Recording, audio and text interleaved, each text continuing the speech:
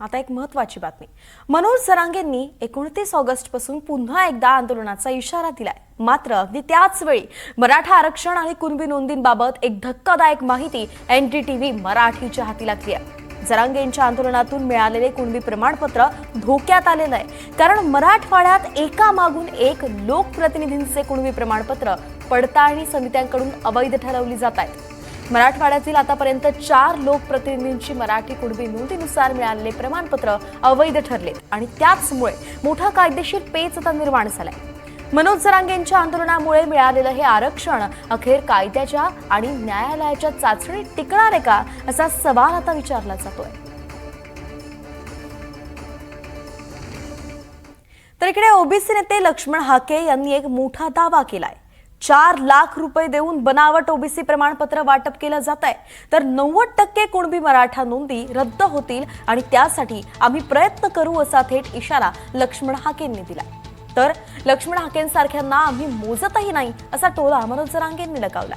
मराठा मुलांचं जाणून बुजून नुकसान करत असल्याचा आरोप मनोज जरांगेंनी केलाय.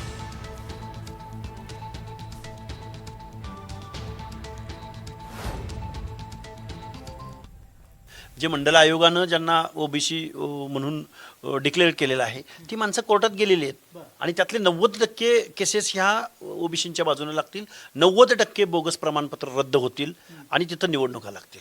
हे जे घाई गडबडीत अर्लियर करेक्शनच्या माध्यमातून काही करून प्रशासनाला हाताशी धरून लाच देऊन ह्या ज्या काही गोष्टी केलेल्या आहेत या गोष्टी कायद्याच्या कचाट्यातून सुटणार नाहीत. आणि प्रचंड प्रमाणात भ्रष्टाचार चालू आहे. पैसे दिले जात आहेत. बघा, आमच्या हवेली तालुक्यामधल्या जर काही ग्रामपंचायतीच्या निवडणुका लागल्या तर 4 लाखापासून ते 6-7 लाखापर्यंत ह्या ओबीसी सर्टिफिकेटचा रेट आहे.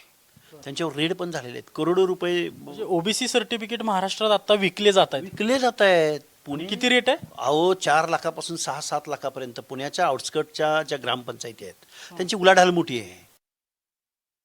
आता हे निवडून आलेले पोरं जी आहेत यांचा मुद्दा माटोळ करायचं काम चालू आहे. कारण त्या नोंदी सापडलेल्या आहेत. त्या काय त्यांच्या घरच्या आहेत का? मुद्दा माटोळ करायचं ते काम आणि आहे. हे ज्यांचे रद्द केले हेच राजकारणी तुमच्या आंदोलनात पुढाकार घेतलेला होता. आज त्यांचं करिअर उद्ध्वस्त होतं. तेच सांगतो मी, राजकारण म्हणजेच करिअर नाही.